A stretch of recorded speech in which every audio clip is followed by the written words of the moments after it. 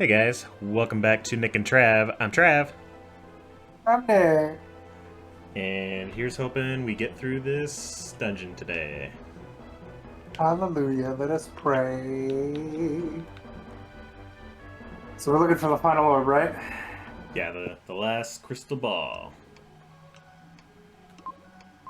Alright.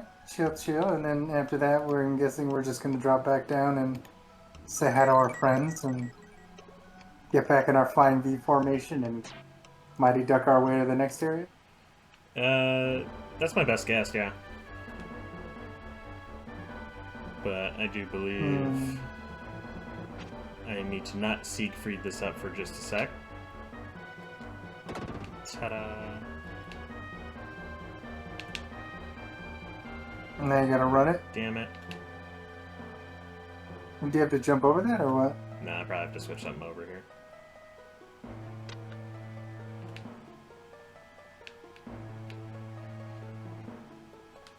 Going on a journey to help my friends. And all the lessons we learned along the way.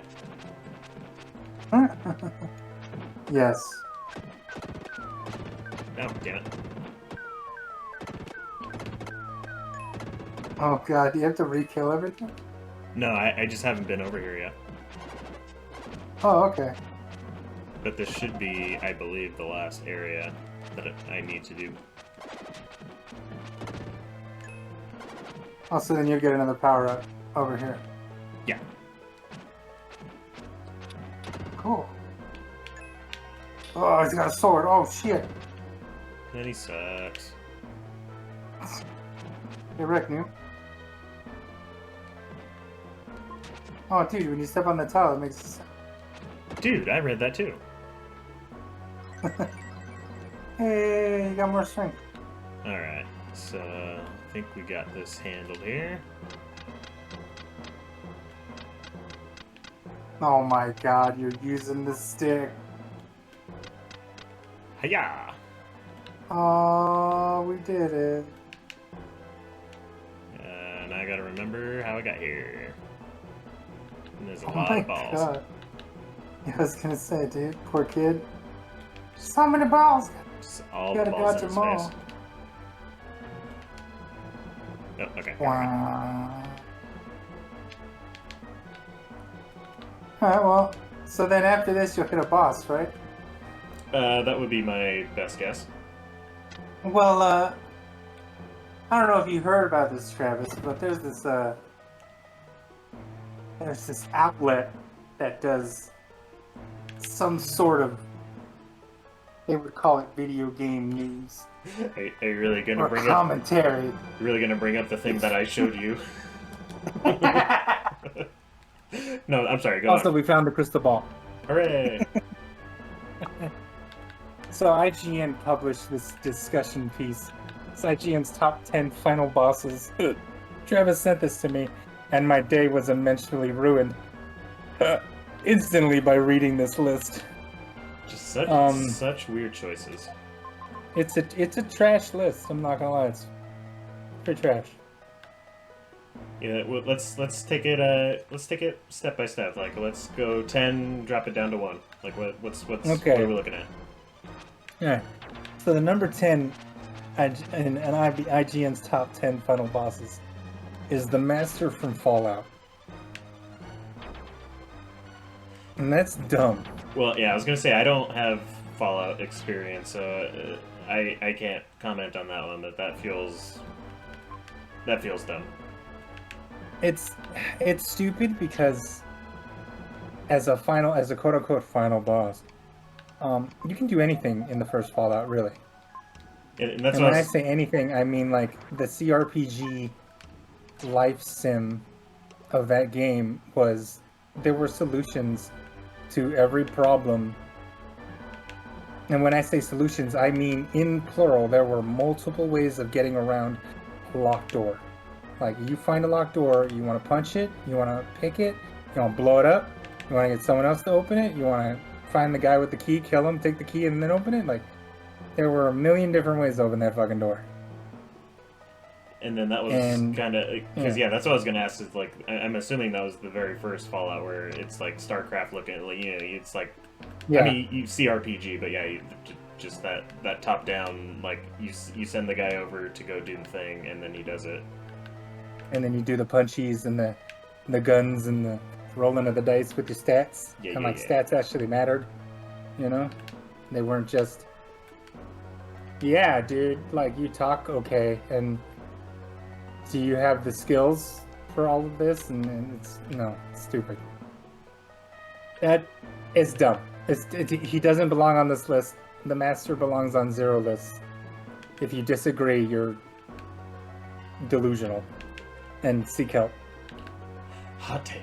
Oh, yeah, big hot take. Yeah. Here's another one. Number 9 is Mother Brain from Super Metroid. How's that one make you feel? I mean, she was cool, but is it a top 10? No, I don't think so. Is it like, is it a bombastic event when she comes pouring into the dock, and you've got the baby Metroid like, yo, dog, you're my mama, I'ma protect you, and then the baby Metroid jumps on her head and just kills her. Yeah, I mean, saving Samus in the process. I mean, for like a top 10 list, especially for this topic, I feel like it both has to be like, well, not necessarily, but in most cases it's going to have to be like both a very significant narrative that happens because of it. Like, I mean, obviously final boss, like, presumably there's something kind of wrapping up here, but like that the combat or however you handle the boss is satisfying, and that leads to, you know, some sort of satisfactory resolution. Maybe you can get one without the other. Well, no. At the end of the day, it's a game. It has to be a fun or challenging boss fight. But it's only going to help to have like something accompany that makes you go like, I want to fight this again. That was badass. And then it's not only that. Like, I mean, it also is a culmination of the game itself. Like, this is the big climactic end moment that either our hero is going to do the thing and beat the guy and go on to live happily ever after, or, you know, they gotta do something. Like, maybe, what if the boss fight is literally your best friend? You gotta kill him, you know, you gotta do the thing. But you know, it's tragic. It's like a tragic end. And, you know, it also depends on narrative. Like, how did we get to the end? Is this boss, like, has he been, or her, have they been ridiculing us the entire game? Has a character arc happened within the hero, and now that this boss is the boss, and it's gonna just fuck him up? Like, I mean, that's where I am. Like, for me, the fight has to be cool and work within the mechanics of the game that we've been playing, and it has to have some weight. You know? Yeah. Like, this isn't like Street Fighter 2, where, like, you know, you press arcade mode and at the end you fight Bison because it's Bison. Yeah. You know, like, don't give me that shit. That's not good. That's not good boss fights. Yeah, I mean, at the end of the day, it does have to be a culmination, but I feel like the gameplay needs to, like, you can have the cool narrative without the game, or, you know, I guess, like, yeah, at the end of the day, you need both, but I think the narrative can be kind of a backseat, like, as long as it's serviceable, but the gameplay was badass, like, I think that, you know, can be, you know, obviously top 10 is the culmination of everything, but if I mean, at the end of the day, if it's a fun-ass boss fight, like, you're gonna remember that a lot, like, significantly more in your game than probably just the one that, like, yeah, the fight sucked, but, like, you know, at least I got the girl, or, you know, however your thing plays out. But yeah, I guess that's side note to what we're actually talking about, which is IGN's trash list, but I just thought that would be worth talking about. I get you. So yeah, I mean, IGN is trash. Let's be real. so yeah, I think we can agree. Mother Brain, no go. Yeah, I don't think she belongs on a top 10 final boss, but I mean, she was a cool final boss Sure, of what you did fight of her. I agree. Alright. Alright. Next is Jering. Jering Ha from the Wonderful 101. Unfortunately, that's another one Now- that I got no experience with. Now, he's like. I'm not gonna lie, he's just literally like just a really big Sigma from Mega Man. And you got your homies, and you're literally just beating the shit out of him. And I mean, he's been plaguing the game the entire time, so it is kind of like the climactic end. And he goes into like this Andros fucking brain looking thing. And like, it's platinum, alright? Do I believe he belongs on a top 10? No. But dude, this boss fight is hype because I don't know if you well, you did play Nier, so obviously you understand that Platinum fucking goes to 11 on their boss fights. Uh-huh. And like it's the spectacle, and they incorporate every single piece of gameplay within it. And it takes like a half an hour to finish the goddamn boss fight because it's so fucking ridiculous. So the fight itself is really cool, and like narratively it's there, but I feel there are so many other boss fights where they go to 11, and the Wonderful 101, I'm not gonna lie, it's not a 10 out of 10. It's not a 10 out of 10 game. I loved it, and it's a cult classic, and anyone who ever owned a Wii U should have bought it, played it, and loved every minute of it. And I believe it is being re-released, I think. Soon? It's already been out. Yeah, there we go. Yeah, it was re-released, so I would suggest, pick it up for whatever it's on. I think everything at this point, but for sure, like... Because it's fun. Switch, it's a PC super fun game. So. Yeah, it's a super fun game. It's platinum, so the gameplay is top-notch. Because those guys make nothing but bangers. I don't understand. I don't get it. Every single game they put their hands on, just cult classic banger. Yeah. Like, we don't have to talk about it too much, but one that I would kind of like, it wouldn't be a top 10, but just to kind of like fill in that gap for IGN, because like I said, I don't have experience with 101, but that last boss fight in Revengeance, Metal Gear Rising, that shit was pretty hype too. I really enjoyed that. See, that's what I'm saying though. Like, I mean, like that's because I don't know what it is, man. But with Platinum, their games are just fucking bangers. Every single one of them. Like, they don't even have to they don't even have to make sense. Like, like let's be real. Revengeance, like,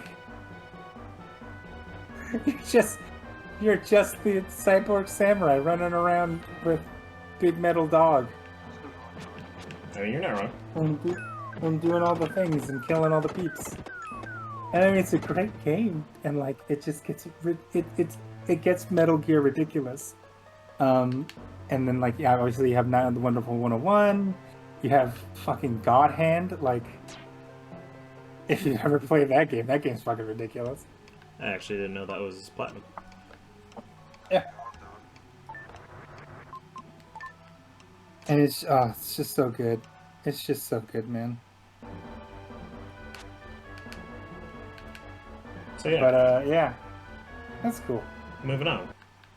All right, Boulder from the new God of War. Yeah.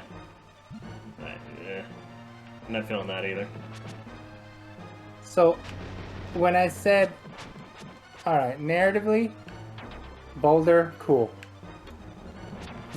He was supposed to be dead in Norse mythology long before, but obviously Loki was never in the picture, so he lived. Also, quote we unquote did it. Full life. Oh yeah, we killed the boss. Oh yeah. Yeah, Did we yeah, get a turkey leg or a yak's leg or no? No. Unfortunately, we just got a stupid MacGuffin statue. That's dumb. I know. Stupid MacGuffins. Neil's voice.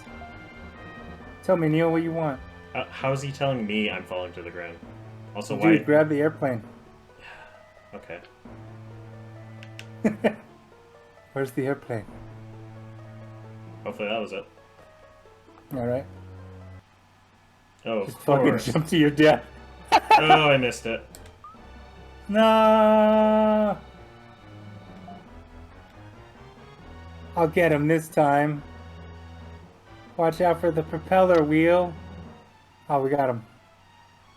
Thank God I was in the stratosphere, apparently. Oh, shit. That was close.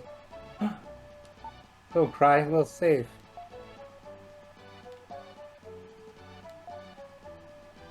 Oh my god.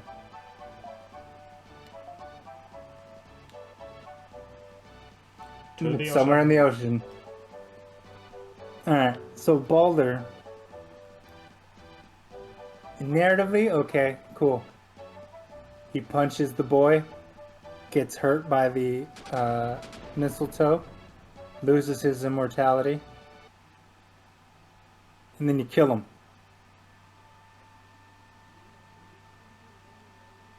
Yeah, because I mean, no, I mean it was interesting because the way that game ends isn't even like typically you like final boss fight and here's like a big dramatic scene or whatever, but like there's like it doesn't just end right there. It's like you still have to go to like those ruins or whatever and go up to the those like heaven stairs up to heaven practically looking thing and yeah, I don't know. Yeah, you still had to go to Jotunheim and put the ashes of his mama with the giants. Yeah, so I almost kind of forgot about that fight because I was just like, how did that go? I remember how the game ended. I don't remember the last fight. And Yeah, dude, he falcon punches the boy and gets hurt by the mistletoe that was strapped to his quiver. yeah, And mistletoe was the one plant that didn't answer Freya's call to not hurt her boy. And thus the spell was broken. oh. So yeah, I mean, my point being like, I didn't even really remember it. Like I had to think to remember it. Mm-hmm. Like I said, narratively it works fine. Like fight, cool, whatever. Like I wouldn't say it stands out. No, it doesn't. Like, narratively, it works. Was it? And he was there since the beginning of the game. He's been fucking with you. And you see him as the villain that he is throughout the game, especially when you get thrown into Helheim. And you see that he's going over the memories of him and his mother and trying to understand why she would quote-unquote curse him with the ability of immortality and how it's affected him. Because, like, in Norse mythology, Travis, I don't know if you know this, because I know you're a very active member of the Norse community and you love everything about them. Yeah. But Loki originally had he made a bet because there was one day in the halls of, I believe it was Valhalla, they were all drinking and making fun of him. And Loki told Balder there was a bet that obviously, he can't get hurt. And, he made a bet with him. And Loki does what Loki does. He used a little bit of mistletoe, and Balder dies. And in this new kind of mythology that the God of War series is kind of making for the Nords, Loki isn't prominently there. So all these gods and all these stories have to go on as if Loki was never there. And Balder was an interesting one because he had to live such a long time with the fact that he couldn't taste, he couldn't feel, and like he couldn't just experience life because he was immortal. And is it tragic? Yes, it was a very tragic moment when you see him look at the mistletoe in his hand and he goes, I can feel this. I can feel the cold, I can feel the pain, I can feel the blood. It's warm. You know, like he can feel again, and like Freya's in the background, like just losing her fucking mind. And then of course, like you don't like Kratos doesn't actively kill him until Baldur goes to Freya and starts to choke her out. And you know, obviously Kratos is like, no, I can't let you do that. You know, we have to be better. He has to stop the cycle of kids killing their parents as gods and stuff like that. So then that's when he kills Baldur. And that's not even part of the boss fight. That's the thing. Like, narratively, it's not part of the boss fight. The boss fight's already over. Yeah. So literally, like, you and Baldur just punch each other in the face and then decide to let bygones be bygones and move on. And then, narratively, the story progresses, and then Kratos just snaps his fucking neck. So is the boss fight good? No. Fucking two dudes just beat the shit out of each other. It's a typical fucking boss fight. Narratively, does it work? Yeah, sure. It's cool. It's interesting. But that's it. It wasn't like the fight didn't hit hard until it was over, and the narrative took over. And that's the failure of the boss fight. Fair enough. Oh no, he's Alright. my controller. Number 6. Oh no. Your controller? What? Device disconnected. Wow, I didn't know the Super Nintendo had that kind of like pop-up. Yeah, it's pretty crazy, dude. Damn, dude. Are we in like in the debug? Are we in the debug menu? Sure. Let's go with that. I know what the issue is. Just keep it going. Don't mind the man behind the curtain. Don't look at Oz. It's fine. Alright, so number 6 is Gwen from Dark Souls. I mean, fine. Like, that's one of the better options that they put on there. Yeah, I'm not gonna lie, I would put this on the list, but it would not be anywhere above 7. So you think potentially, like, on your top 10 list, this could be on? Yeah, I could put Gwen on it. Okay. Because as narratively starved as Dark Souls is, you know who fucking Gwen is when you play that game. Yeah. You know what's going down. You know the decision you have to make at the end of the game, and what Gwen has been doing the entire time. So I kind of agree with it. I kind of agree. Yeah, like I said, definitely on this list, it's one of the ones that actually makes sense. Yeah. So I don't have a particular issue. I'm not sure if it would crack my top 10 necessarily, but like I can at least respect that decision. Yeah. So this is the one that kind of pisses me off. Sephiroth from Final Fantasy VII is at number 5. Yeah. Now, I am a man that has the right opinion on Final Fantasy games, and that number 6 is the best Final Fantasy game ever. Uh-huh. Sephiroth, on the other hand, as a character and as the final boss, that's like top 3. He's under Kefka, but he's top 3, you know? Because throughout the whole game of 7, Sephiroth is this thorn, and like he starts off like a fucking myth. Because Cloud just will not shut up about him. And we see what happens after the fact of Sephiroth. Like one of the big shining moments I tell people when we have these discussions about Final Fantasy games and their villains is when we're running across the swamp, and you've got the big snake that's slithering around, and the only way you can really outrun him is if you get a chocobo. And he's this fucking brooding ass boss that you really can't kill unless you grind the shit out of everything, and even then, the fight's just nearly impossible. And then we come back to that swamp like maybe 5 or 6 hours later, and that snake is impaled on a fucking spike just there. And then Cloud's like, yeah, dude, Sephiroth probably did that. Shit. We still haven't even seen the guy. You know, like, like it's crazy that this character at the beginning he's a myth. And then we meet him and we see everything that happened back at the village with the burning and Tojo and all that. And it's just fuck, dude.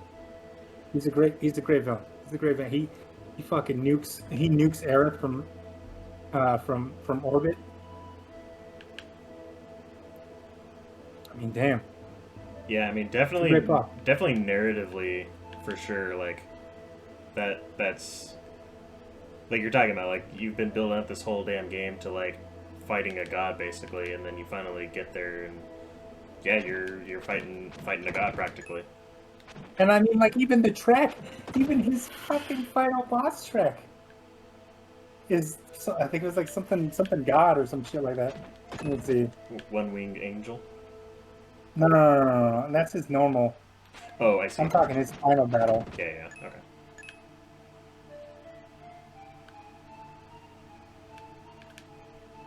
I'm trying to remember what it's called. Well, goddamn. Why don't you think on that, and next time on Nick and Trav. Oh, alright, well. I will. Yeah, you know what? We'll talk about it next time. Yep, we got more of the list to go through, so figure it out. We'll do it up. So like, subscribe, ding the bell, smash some likes. Ding Tell ding. somebody you love them. Love you, buddy. Love you, buddy. Be cool to each other, and we'll see you next time. Toodles.